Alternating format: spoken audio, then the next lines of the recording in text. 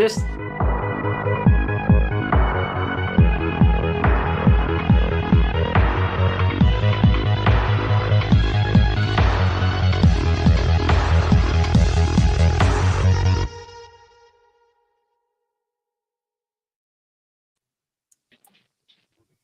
Hello and welcome to Let's Drone Out. It's a Thursday. I'm the monkey. Wait, it's a Thursday? Yeah. Is that what day it is? I did not know. I have to recalibrate my entire sense of reality now. You are joined by everyone's favourite Curry Kitten. Hello. Our Lord and Master, Andrew / Frank. hello. The money was just resting in his account. Not anymore. The Tony Bate, MGFPV. Hello. And our guest, who is so gracious to come on, the Queen of 3D. Thank you for accepting our late invite because I'm an idiot. Zoefpv. I mean, I'm not even supposed to be here this week. Y'all caught me on a good time, so glad I could make the show. I haven't spoken to you since Christmas. It's been a minute. It's been a minute. I know. Yeah. It's been a very long while. Yeah, because we shortly, sort of towards the end of last year, we had AM32 on, and you appeared in the chat there, and that was a great one for you to appear in the chat for, because obviously, you know, AM32 3D flying ESC is very important to be able to change the direction of your props very quickly. So that was a good one. But you know, you're sort of the like Jack said, the queen of 3D. You've got your community of 3D flyers that you've been sort of building up over the years. I mean, your playlist for how to get into 3D flying, like that is the sort of the major piece of work to go through, and that's like 6 years ago now. That's been around, so it's interesting to kind of hear, you know, what developments have been going on with 3D. So that's what I wanted to know about. Yeah, a lot. So like getting back into the scene, like I dropped out of FPV for a little bit during COVID. Had some health issues, and coming back into FPV about a year-ish ago, like there's a lot of stuff that was kind of left on the ground. Like we didn't have 3.5-inch 3D. We didn't have, you know, AM32 at the time. It was all BL Heli 32. And halfway through last year, BL Heli 32 being like the de facto software and firmware that we use for 3D modes, that's essentially like the key thing. Like you can have good motors, you can have a good flight controller, but the biggest factor for a good flying 3D quad, even propellers, is your ESC, your electronic speed controller. Like that thing actually makes the motors go from positive to negative, starts and stops them. Without that key piece, everything kind of falls apart. And last year, thanks to the Ukraine and Russian war, there was a project, BL Heli 32, which there's still hardware being sold with it, is basically caved, and the update servers were taken offline. The entire project shut down overnight without really any notice, and it shut down because of export controls that were being put on the company because of the Ukraine-Russian war. So here's this war on the other side of the world, essentially affecting 3D hobbyists, which sucks. And you know, also I feel horrible because, you know, the conflict itself is really bad. You know, it's horrible that something that I love effectively has been turned into a direct weapon of war. You know, 5-10 years ago, you know, I think almost everybody in FPV, you heard drone, and as an FPV hobbyist, you'd be like, oh, we're not like those war machines. We're different. We're not a Hawk or a Predator. No, we're little flippy floppy freestyle drones. We're innocent. Like we're different than them. Now it's like, nah. I mean, they're just strapping weapons, munitions, the same things that we fly, and all of a sudden this thing that I had never really thought so soon would ever be turned into a weapon is now weaponized. And with it, the world's view of what we do is also kind of weaponized. And so BLHL 32 was one of those things that kind of got caught up in all of that. And it's really funny and sad is that AM32 is open source. It's 32-bit architecture. And being open source means it's a lot harder to shut down that project. I mean, that project will continue to live on. And that's kind of the whole thing of why I've been very supportive of the project. The developers have been very supportive of 3D mode. And AM32 is kind of seen as the next step to replace BLHL 32. It has active development, it has active developers. You have some of the same developers that work with Betaflight also help develop out AM32. And there's a lot of love in the community for the AM32 project. And because of that, it's had a lot of rapid development. And so BLHL 32 got shut down. There's a crisis within the 3D world. I mean, it affected a lot of people, but specifically 3D pilots. Like, there were several of them that were like, well, I guess I'm done now. I'm not going to be able to get the hardware I need to do what I need. Now we have a solution. AM32 2.17 works amazingly well for 3D mode. On top of that, we went from not having a good solution to now having a better solution. AM32, I believe, works better than BLHL 32 did at the top of it. And KISS, even the successor to KISS supports AM32's project. They, like, the entire community has been very supportive of it.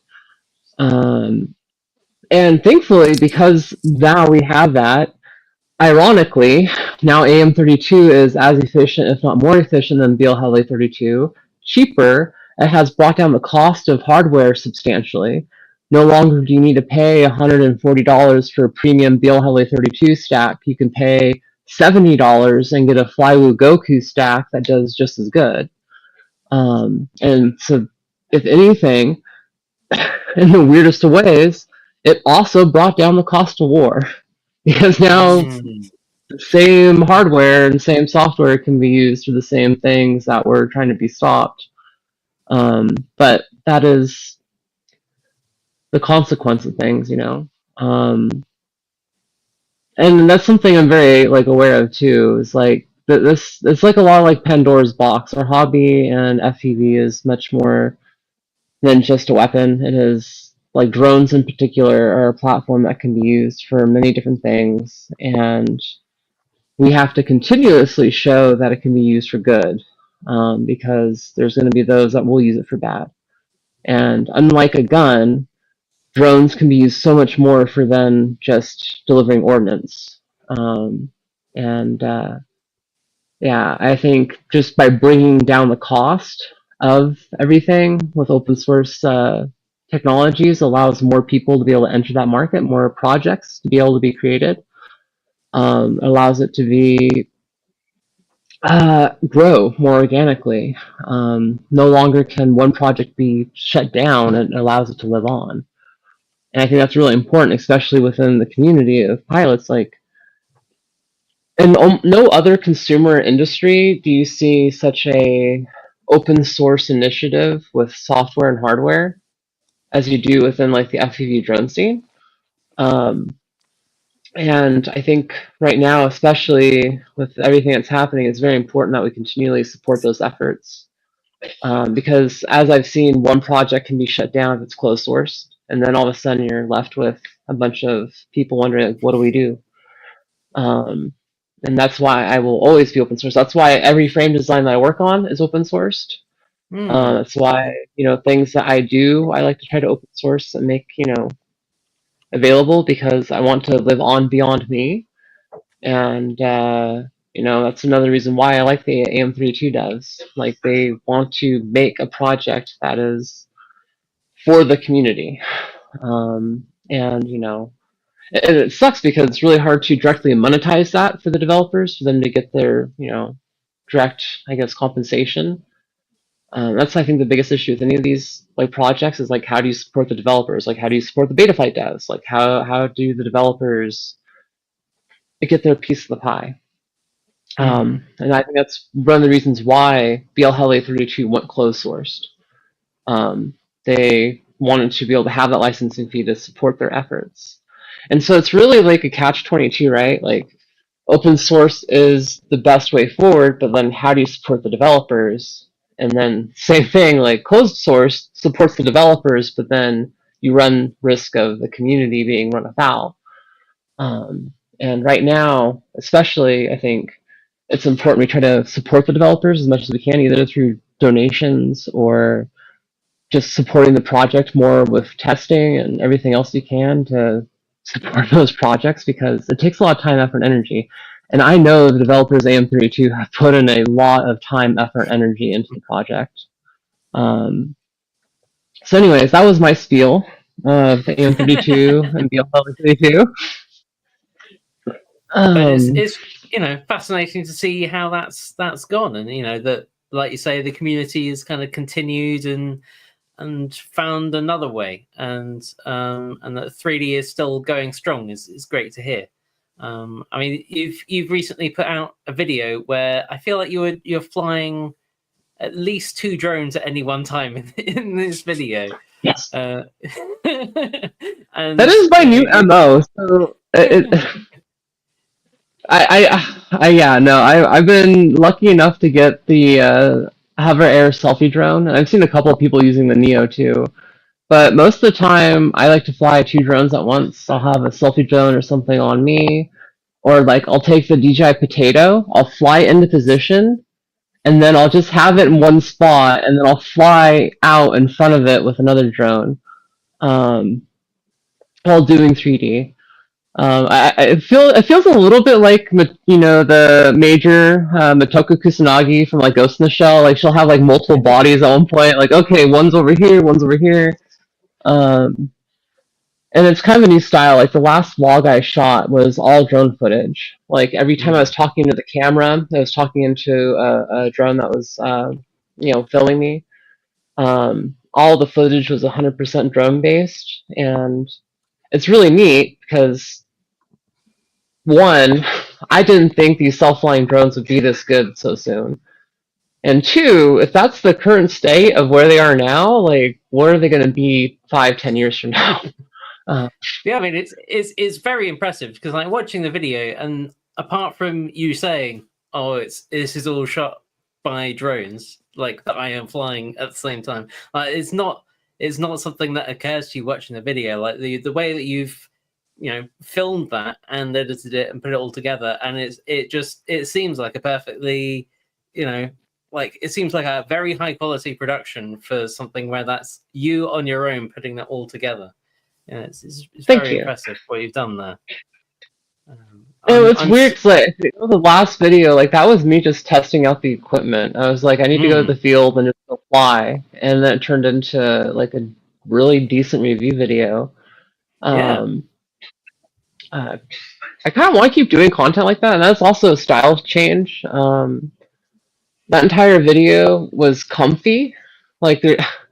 So over the holidays, I was visiting my girlfriend at her parents' house, and one of her kids brought up this YouTuber that makes this like comfy style content, no talking in it. It's just them building something, and it's just comfy. It's just a very comfy video. I don't know how to explain it.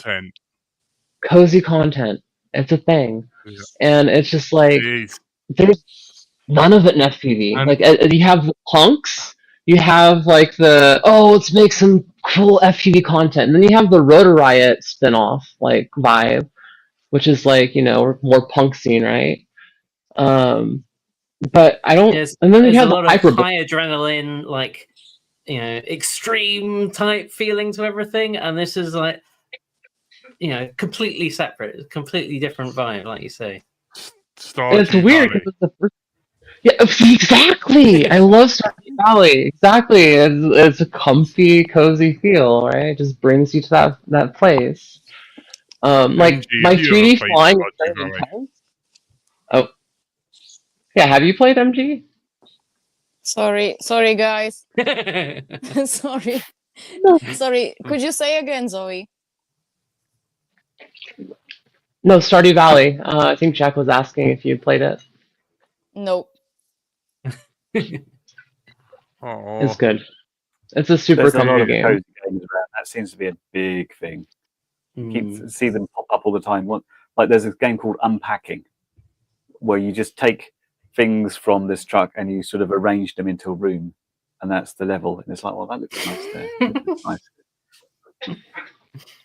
Yeah, so It's not you've so much a game managed as to a nice take way of like it's quite a stark architectural location, and you've got 3 drones that you're flying at the same time, and you've somehow made that a comfy, cozy atmosphere rather than like adrenaline fueled extreme. I'm doing something intense. You've made that like a relaxing place to watch. That is a very different tone and quite impressive.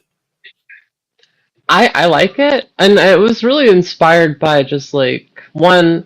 I've been making content for YouTube for almost 10 years now, and like as an artist, like it's comfortable as an artist to keep making the content you're comfortable making, but also I think now, especially with the way the world is, there's a lot of like I don't know. People need comfortable oases to be able to relax and like decompress. Um, and that was one of the reasons why I like kind of like making that style content. Um, it's just weird because like every time I make any kind of 3D video with my 3D flying, I would put like dubstep or something aggressive and something that like I like, but watching my 3D flying with lo-fi music in the background, completely different like feeling for some reason. It's like, oh, it's just kind of different, less intense. Yeah. And So then yeah, I'm probably speaking gonna of make that more kind of content. yeah, well, that's what I was going to say was like because it's a kind of more meditative atmosphere, like a different way of looking at FPV. That then makes me think of what NG's recently put out. You've been like chasing down the coastline and having these nice, smooth cinematic shots over the sea. That is an oasis in itself, isn't it? Man, that was scary. Because that was the place when I lost my drone almost 3 years ago. Yeah, almost 3 years ago. So I was flying like above the cliffs, and then I was diving, and I lost my signal like above the water. So I went to the sea to find a drone, but obviously no luck with it. And then I was talking to like Polish guys. I never went with like other Polish guys for like FPV adventures and stuff like that. And they've been like, "Oh, by the way, we're going your way. Would you like to go with us?" And I was like, "Yeah, where are you going?"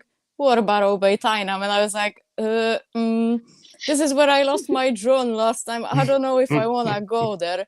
So my first flight was like, I was shaking, seriously. Normally I can like stand like easily, like on my feet without any problems. But this time, like when I had my first flight, my like my legs been so shaky, like I couldn't stand. I was like, what the heck? Like I couldn't, like, and I was thinking as well, like, oh my God, I don't want to crash. I don't want to lose a signal or anything like this. I didn't know how far I'm going as well. And then they told me, oh yeah, you went around like 2 kilometers. So I don't know, this is like 1.3 mile or something like this. And I was like, fucking hell. And yeah, and then the second flight, I was like, okay, I need to sit down now and calm a bit because I cannot even focus. So yeah, the other flight was like, I was diving, I paused at the other post. So when I was diving that tiny cliff, I lost signal at some point. Oh, like wow. I had like totally like black screen in my goggles, and I was like, no, please, no, I don't want to lose my drone here again. But then the signal came back and I was like, oof, thank you. So yeah, it was nice. It was nice.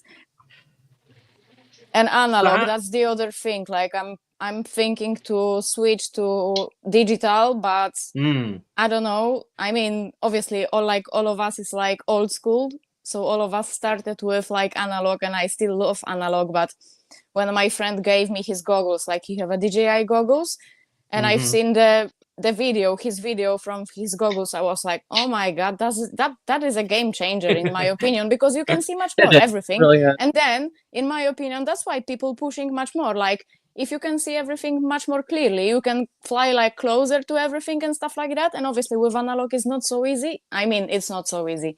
It is still, but you can see everything so clearly. So yeah, I don't know, we will see. Yeah, I mean, I flew my own DJI FPV quad for the first time at the weekend with Jack.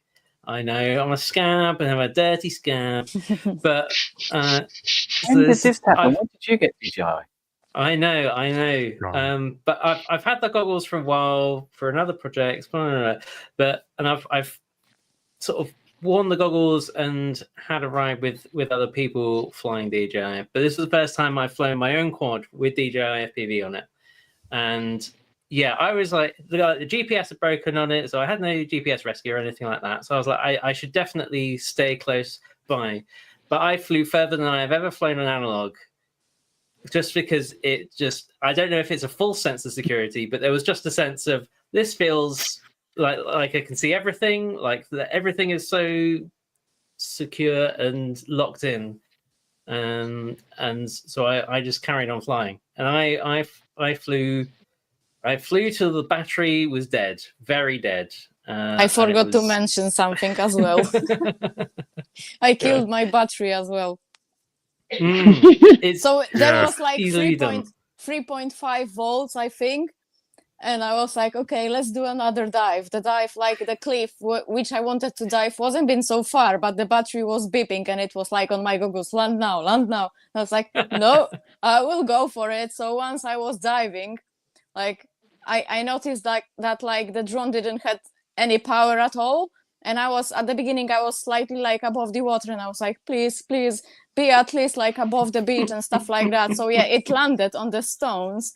And then the guys asked me like, where did you land? And I was like, I didn't land. I crashed because of my battery. And they were like, what was the voltage? I was like, it was 3.4 and then it went to 3 and then 2.864. And yeah.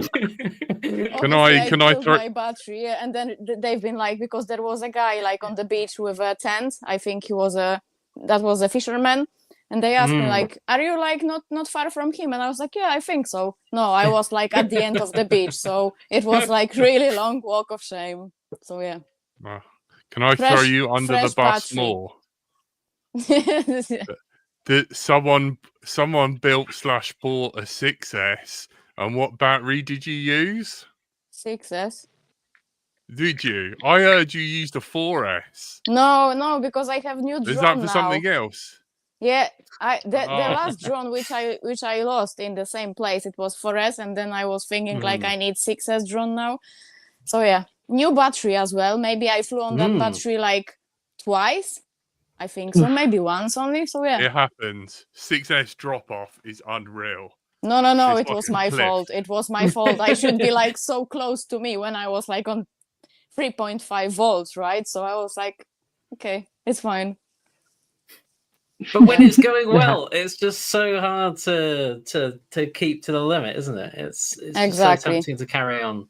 But before I was always landing like at 3.7, and the guys told me like, no, you can still fly. I mean, you can land around like 3.5, or the worst will be 3.3. And I was like, what? No. Then you're killing your battery, or the battery is not as good as if you're landing like when, I don't know, I used to land on like 3.7 just in case, and my batteries last for like at least few years anyway. But yeah, I don't know what I was thinking, like I can still dive that cliff. Never mind. I mean, I get lost in the moment all the time. It just happens. Like, oh, this is so much fun. Nah, the battery will last. Exactly. I got this. Exactly. That's the almost every time. Like, oh, unintentional landings. Cool. Still have fun though. Yeah. So MG, is that enough of a good experience again? That's giving you the bug, and you're gonna carry on flying again? Of course. I want to fly as much as I can, actually. Like, I wish to take my drone now with me on holiday, but because I'm going to Morocco, so obviously Africa, you can still try to bring it with you, but they said they might take it from me on the customs, and that's the same situation with Egypt, because I went to Egypt last year in October, and I wanted to take the drone, but they've been like, no, don't do it. And I was like, come on. Because the thing is, like, I'm going on the surf camp as well, so I never did surfing in my life. That's the other thing. So yeah, never mind. So I was thinking I could film some surfers over there, but no, they said no, you cannot. Better for you to don't bring the drone with you, because I'm not gonna get it back and stuff like that. So yeah, maybe next holidays. I have like 3 months off now, so I'm planning a lot of trips. Actually, I don't know if you remember the girl. She was flying drones. She used to live in Mallorca. Kira FPV. Okay. The blonde girl. So yeah, so I was talking to her lately, and she invited me, because she came back to Germany now. So she invited me to come to Germany, and maybe we could do like girls road trip in her camper van with drones. Oh, that's cool. So yeah, that's our plan That's a for sore March. subject for Zoe. Zoe's not a fan of camper vans anymore, I don't think. No, I still am. Just passive in my life lately. So yeah, I hope I will be able to fly much more. It's not like I finished with all of this. No. I just need to come back to it, because that was the best feeling in the world. Like, I do remember like going on the FPV sessions, and then on the way back, always like in the car, I was quiet because I was downloading already like all of the videos from GoPro, checking it and stuff like that. And I was like, no. So yeah, there will be more, definitely more. Excellent. Perfect. And Zoe, do you think you're going to be doing more of your 3-camera drone simultaneous reviews? Oh, all the time. That's probably my new format. I really like making content. It's just something that is part of me, what I do. And I really like the newer content that I'm doing. And honestly, the 3 drones is almost easier than having a DSLR camera and everything else going on. Now that I've kind of gotten used to the format, it's like I just filmed a video at this it's called Liberty Statue Park over near Barstow, California. A bunch of amazing statues from artists talking about like the end of communism, basically. For the public. And I did the same kind of setup, have the camera on me, have the DJI drone getting the pickup shots, and then doing 3D around myself and the secondary camera while I was flying. I think the hardest thing is like you have so many different moving pieces, and when you're trying to film solo, you're like, okay, I've got to have that drone charged up, I have to have my DJI FPV rig all charged up, ready to go, goggles, the GoPro, my unicorn, I have the microphone, like that's a lot of equipment to, 1, make sure it's all ready to go, but 2, to actually operate in the moment. And then any single one of them could have problems. Like the X hover drone, I love it, but it's a little temperamental sometimes. Like you'll try to be like, okay, drone, go do the thing. Beep, beep, beep. It takes off. It tracks you for half a second, and then it just lands. And it's just like, but I want to film. But I want to film. So that is kind of temperamental and stuff, but it's also getting used to the equipment. And that's kind of the thing, is just getting out there doing the thing. And I think just going out and having fun, and especially the way I filmed it, going out and having fun and bringing people along for the ride is really like kind of nice. Especially in the winter when it's hard to go out and fly for a lot of people. Or, I know one of the things that I love to be able to include people on, like, I want you to be able to come with me and come hang out with me, and trying to give someone that experience through a video. Difficult, but also a fun challenge. It's kind of like painting with Bob Ross, right? Like, you just kind of like, hey friends, come enjoy. Let's paint a little happy tree over here. And, like We need more Can I content. can I ruin Bob Ross for you? Yes. Some All people right, Ruin. Mr. Fine Art speculate. degree. Some people speculate that he was this is hang on. Actually, we play. This isn't true. But some people Ah! think maybe he might have been a serial killer, and all the paintings are where he hid the bodies. That's not the Oh my case. god. It is. Oh my god. Because that man is way too zen. Ignoring that, Owen, It's So a we were happy talking accident, about- officer. He slipped. before we came on about different platforms, and you mentioned about like YouTube not performing as well and TikTok. Do you do like a different style of video for TikTok? Because we're talking about portrait, aren't we? And smaller little. So that's a big one. So lately, since getting back, okay, fine. Back up a second. When I came back into making content, 16:9 was the king. Like that was the biggest thing for ratio. Long form was the thing. I didn't understand short form content.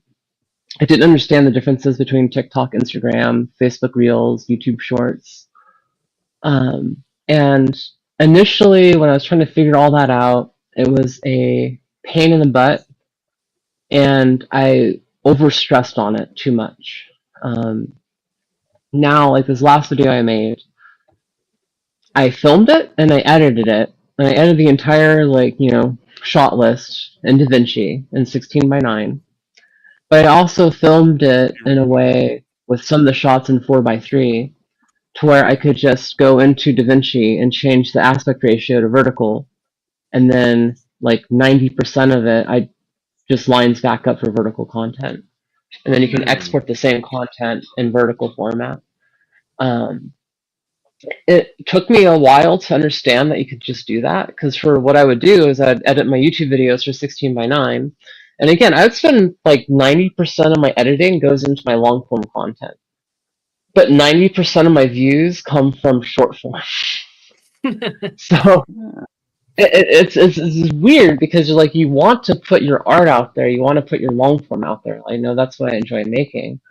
But like on Instagram, like I've gotten millions of views past year just on Instagram. My YouTube, not nearly as much. But the content I was making for Instagram and started focusing on short form is I'd take one of my long form content, I'd take a few seconds from it, and I'd reformat those few seconds for 9:16. But I would effectively have different content for different platforms.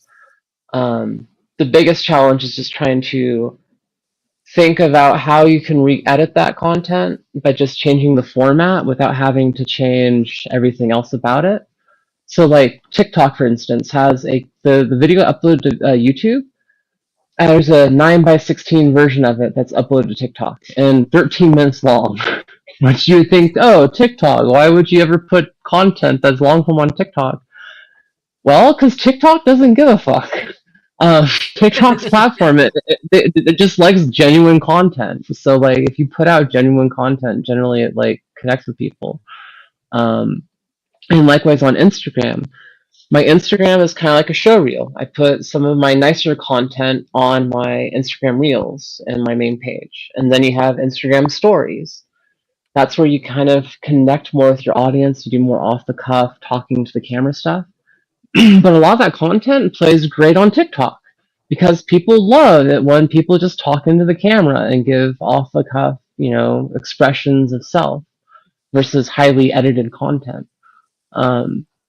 But TikTok also likes highly edited content too. It's just really TikTok. I wish I got on it sooner. It is the one platform I have the least amount of following on, but it's the one platform I enjoy the most, because it has the biggest array of content that it will push to the algorithm. Whereas Instagram, if you're making a reel on Instagram, generally you want to leave it only 8 to 12 seconds long for viewership. If you're doing long form on Instagram, you get punished for it, which is stupid.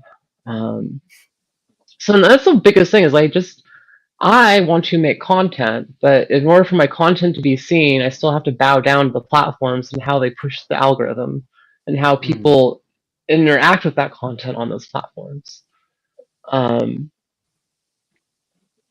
Yeah, I hate it. Well, I was going to say, when we spoke about this sort of time last year, like it felt like you were almost moving away from the algorithm and doing so much to build a community outside of the algorithms. Is that still Which I've a done. big part of what you're doing? Yeah.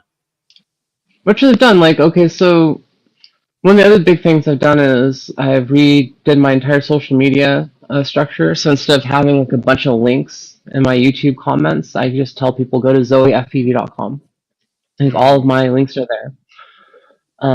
That way, I don't even have to have Zoefpv in the description. And I notice YouTube doesn't like giving links out to other websites. They want to keep people on their platform. Absolutely. But if you talk about a website in a YouTube video, it's not going to get as like shut down, right? Yeah.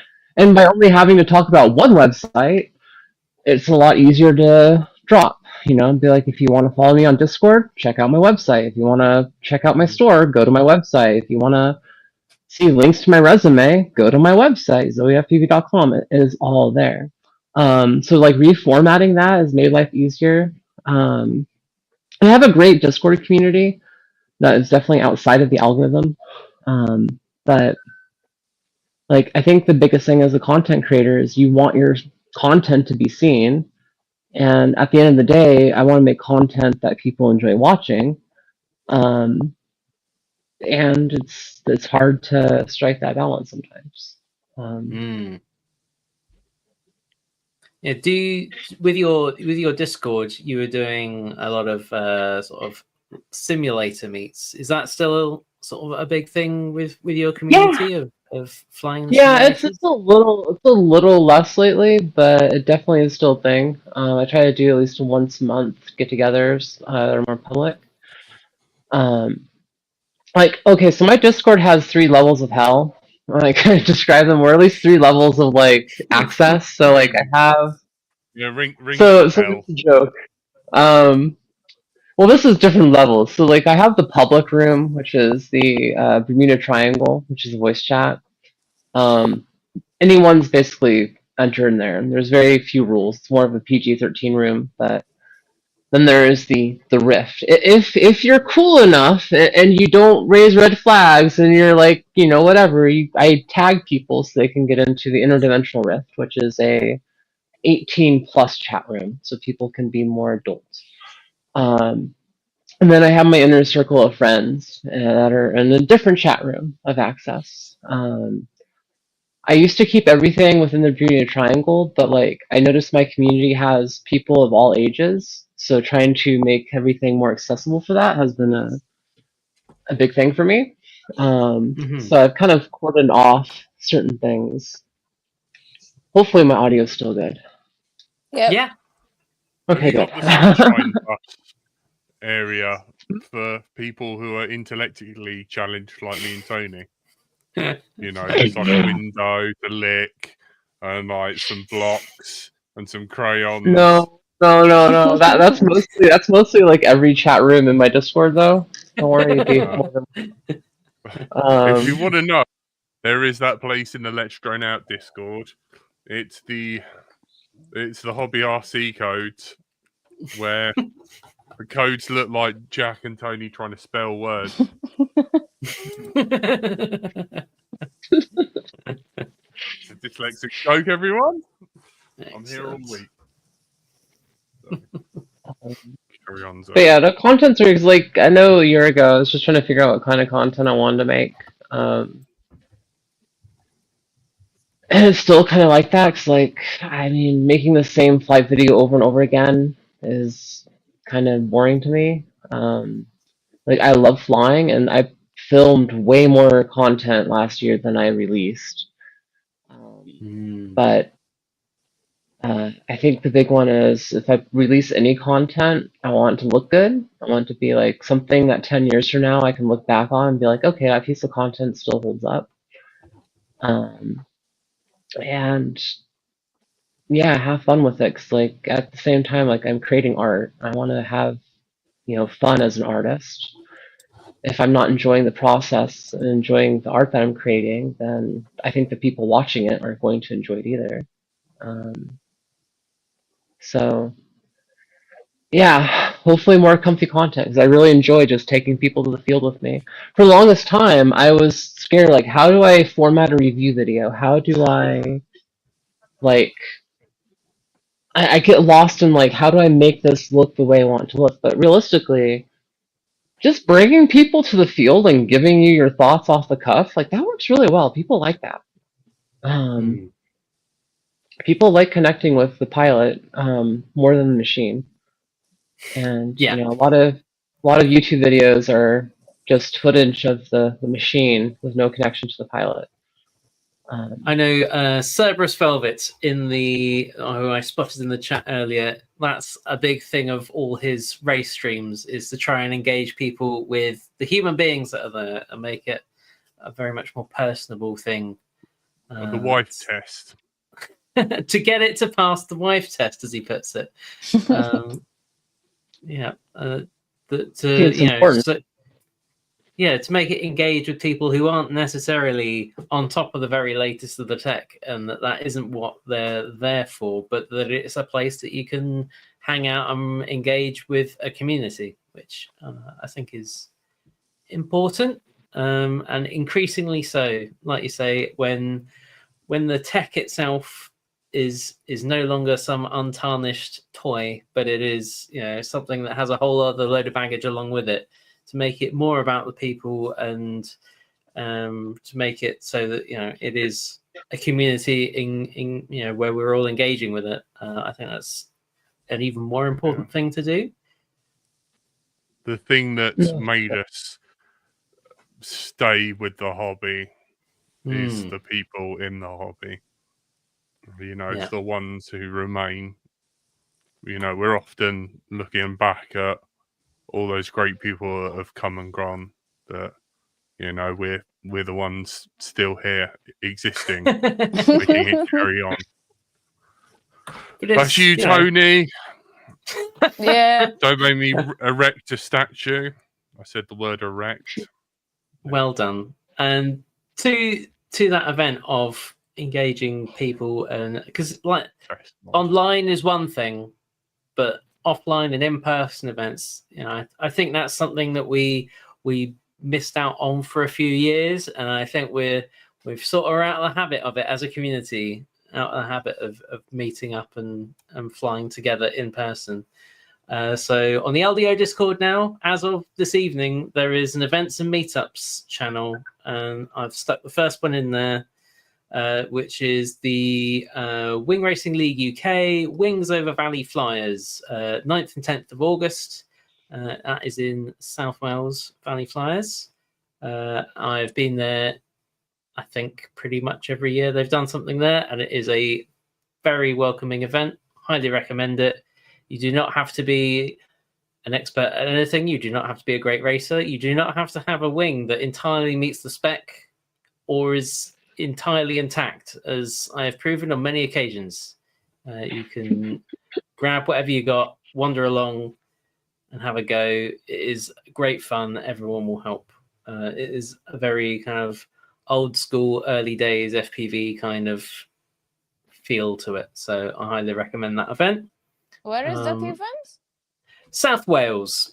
South Wales. Somehow we have actually been able to fly without being washed out at Valley Flyers. There was another event in South Wales where literally the marquee was about to disappear into the distance because the weather was not the best. We had to run out in the middle of the night and pull it all down and try and sit on it and make it so it didn't fly away. But the Valley Flyers one has always been pretty good. It's always been nice and warm. 9th and 10th of August. I highly recommend that one. MG, you can't go because they'll detain you. They'll put you on some sort of breeding program because you're not covered in wool or related to any of them. Sheep only, absolutely. Are there any live events that anyone's aware of that are worth going to? Zoe's got something raring to okay, go. so since COVID, there hasn't been a lot of freestyle events. They've been slowly trickling back into the United States. This year, I am really excited because Fly Tribe is hosting a freestyle series with several different event organizers to have a championships for freestyle, which really hasn't been done in a minute. And kind of exciting. So they have in April. There's going to be Sloss in Alabama, Birmingham, Alabama. That's a old steel plant, I believe. That's very cool. Like the location's amazing. Then there's Cinco de Mayo. That's going to be Quad de Mayo. I believe is the event name. That's going to be taking place on Mare Island, an old nuclear submarine like facility. That's going to be pretty dope. They're also doing, I know Castle Crash is coming up again this year. Castle Crash 4D. It's like the fourth Castle Crash of the series. Let's see. Rumble in the Jungle's making a comeback. I don't know exactly where that's going to be, but that's going to be another one. Gosh, I'm forgetting. Oh, West Coast Throwdown in the United States, another event that's going to be happening up in Oregon. That hasn't been for a hot minute. Bloody hell. And then there's Minefields, Ken Heron's event. That's more of a general drone gathering than just freestyle. God, I feel bad. There's at least two more that I'm forgetting about. I'm so sorry to the organizers of these events. I am just like type in your Discord. Yeah, go to Discord. I'm gonna have a public calendar because I'm trying to go to most of the Fly Tribe events. I want to be there to support them. I have a long history in freestyle. I love the freestyle community, and seeing the freestyle community come together and come into its own again after COVID is important. I think it's something that benefits the entire community. I mean, all pilots are freestylers. The racers still tend to freestyle a little bit, but like there's such a huge freestyle community compared to just the racing community. And I feel like a lot of these racing organizations have kind of forgotten about freestyle and kind of forgotten about how amazing these competitions Agreed to be honest, and I wish to go there. Come on, why so far away? That would be amazing. I was talking with like a lot of people about this, like, okay, it's always everything about the racing, and what about us people flying freestyle? That's gonna be amazing, to be honest. So yeah, I think they have $18,000 in prizes too. Wow. So there's big prize money online. And Fly Tribe is really trying to, I would say, own what I would consider the freestyle market, because like no one else is really giving it the love it needs. And Fly Tribe has Apache FPV, that Banana, and several other amazing pilots part of their group that are really pushing it. I am been really honored to be a contributor to Fly Tribe for last year. Like Fly Tribe was one of the first companies that reached out to me when I came back into FPV and extended a hand of friendship and paid me for content, which honestly a lot of companies in this industry don't. And it's been really interesting coming into it because there's been several. I've taken paid sponsorships and from other companies not in the drone space that are willing to pay for content. But drone companies in general are really stingy. It's kind of sad. Like the FPV companies in general need to do better for pilots when it comes to supporting them. Because without the pilots, you don't get content that sells products. And at the end of the day, it's the pilot. And this is why a lot of these older pilots left the scene. They weren't being supported enough by their sponsors to be able to make the content that everyone loves. And so they get trapped in this dichotomy of, I'm expected to be a sponsored pilot. I'm expected to make this content. I'm going to put my heart and soul into it. Meanwhile, people that are, making money off their backs aren't really supporting them. So a lot of pilots get burned out. Grumpy RC Flyer has just asked, MGFPV, is that a big glass or have you got a tiny, tiny head? She has got a small To head. be but, honest, the funny thing is, like, yeah, a lot of people told me I have a really tiny head, but the glasses, I don't know. I don't have a tape measure here, so I cannot. Wait, maybe I can compare with my 5-inch drone. Give me a second. Wait, maybe with a GoPro or something. No, I don't know. So he's got a lead included Stanley Cup. This glass is quite huge, to be honest, but yeah, I have a small head as well. It's quite funny. Zoe, You know what? How you doing? for the Fly Tribe and the other events, is there anywhere particular you would point people to go find more information, like particularly about the free fly events? Fly Tribe Magazine's website, I think it's flytribemagazine.com. Go check out their YouTube. They've announced all the locations.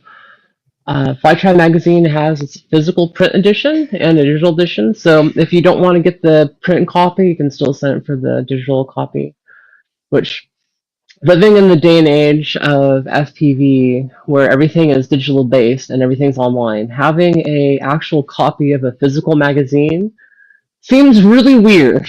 But this is one of the biggest things that I have to say. If you have friends that don't know what FPV is, or you have a hard time telling someone what FPV is, you hand them a Fly Tribe magazine, and it has pages upon pages upon pages of amazing content, visual content, pictures from the community events. It really is a moment of time in FPV, every magazine. And you can show people that don't know anything about it, they'll see it and they'll understand why there's a community of people that love it so much. It's such a great coffee table book to have around to be able to offer to people. And I know it's me kind of selling the magazine for them, but realistically, it's really cool. And Fly Tribe, more so than a lot of other companies out there, has supported the pilots, or at least tries to. And each magazine they put out because they want pilots to have that. And every time it's like, are they going to put out another one? We don't know. But they keep doing it because pilots want it. And I know Mick and everyone else involved really wants to have this moment captured for the community, because there's not a lot of people doing that. Like, I wish we had this magazine 8 years ago, so we could actually capture some of the real history that was happening in FPV before it got forgotten. And to try to tell somebody about a lot of the stuff that's happened in the past, kind of difficult, because we might have a couple neat little flight videos online about the event, but there's a lot of the history is getting lost right now. And Fly Tribe is one of the few places that's actually trying to preserve FPV history in some way. Did you find, because you were on Flow State, did you find that was quite a good representation of like the history and the hobby? Because like they missed a lot. They missed so much. So I was really disappointed. So I rewatched Flow State recently. And I'm like, y'all missed the whole thing of where this didn't just start recently. There was a fight with, like, when they introduced tracking Team Black Sheep, for instance. They completely glossed over all the history with Team Black Sheep coming into FPV and what started with the NTSB and the FAA's like tirade against Trappy that created the whole backlash to begin with. That was not even anywhere mentioned. Trappy was mentioned, but none of that was really brought up in Flow State.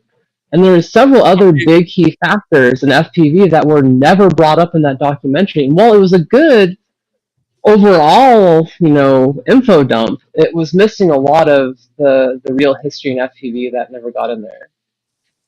Final Glide Oz, he is the Dre of FPV. You motherfuckers have forgotten about Dre. Like, god damn it. It was me watching it. It was well produced. It was good. But honest to God, I was like, I thought I was in some sort of bizarre different timeline. It's like watching Saving Private Ryan's, and it's like the British didn't exist, America won the war, like, it was just like, I don't know. I was just like, I mean, it didn't help I was watching it with a Canadian, but I was just like, oh my, like, yeah, I don't know. Well, so the issue is that that documentary was created by somebody that was not an FPV pilot and was not part of the history of FPV. They came into it from an outside point of view, and largely they were brought into, Chad Capper was working with them, I know, quite heavily. And so they worked with those resources, and it was an outside point of view digging in, but what we really needed is someone that's in the FPV community making a documentary to the same degree.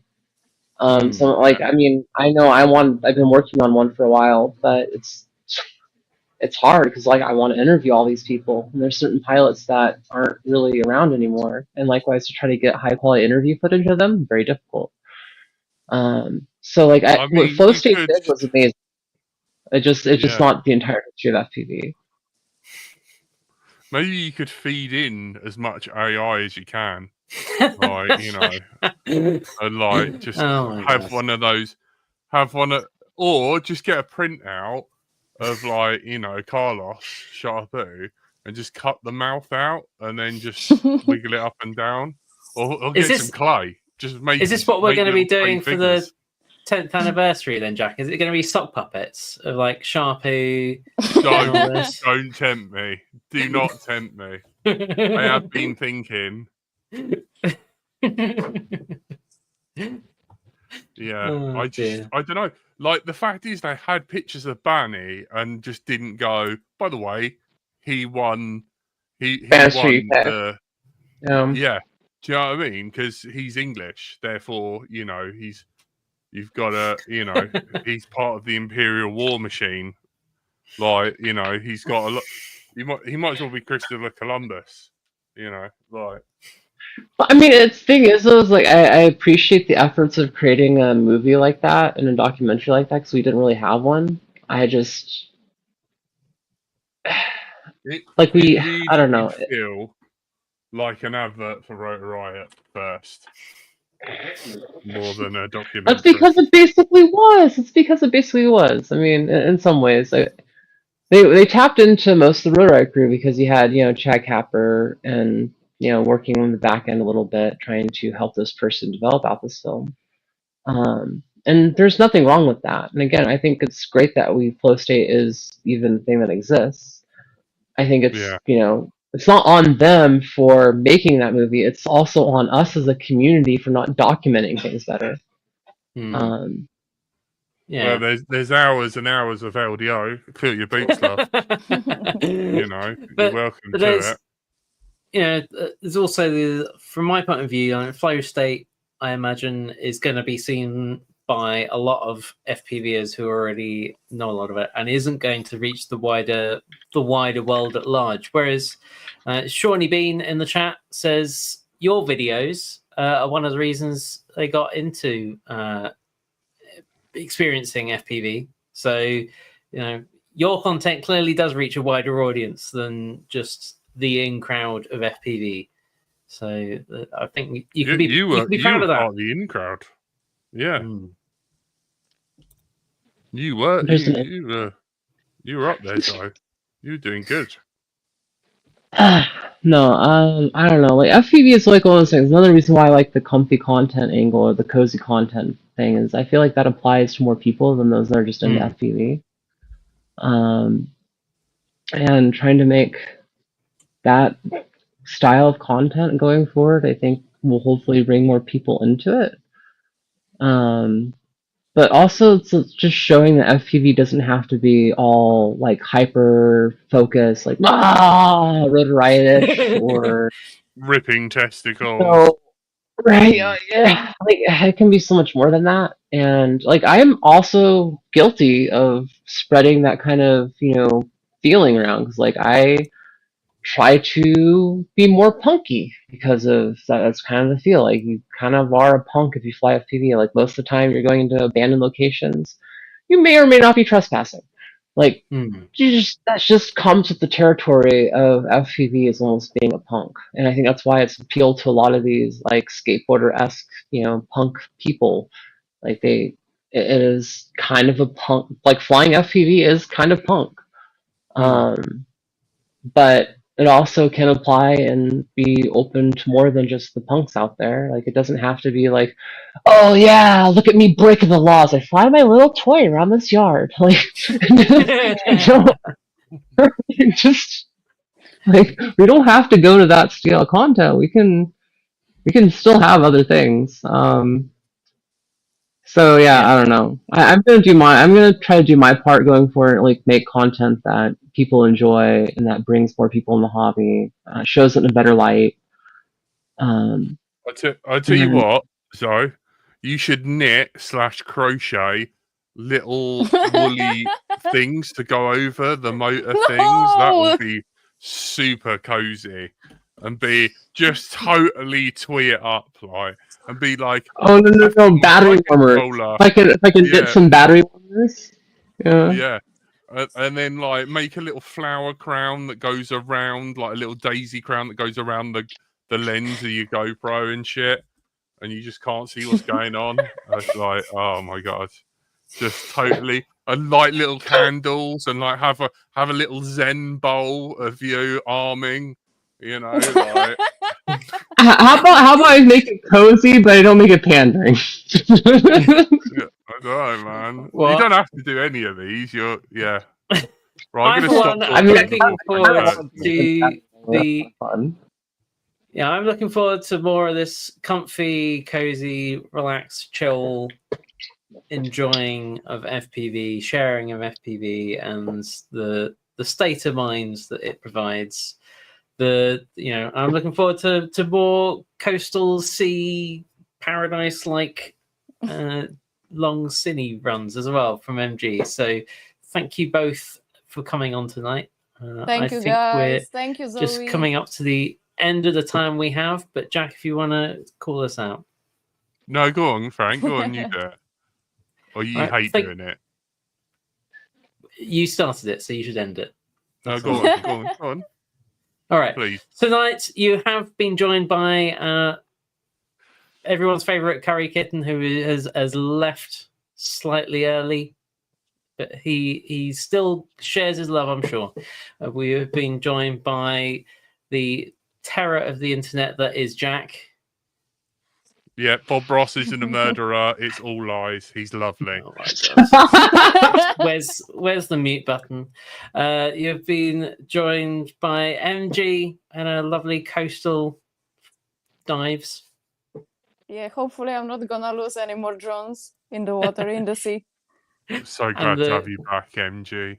Thank Queen you. of 3D, Zoe. Thank you very much for coming on tonight. I've been Thanks for having me. 1800 kV for life. And that's us for tonight. Goodbye. Join us next week when we will have the guys from Bird 25 announcing their vlog competition results.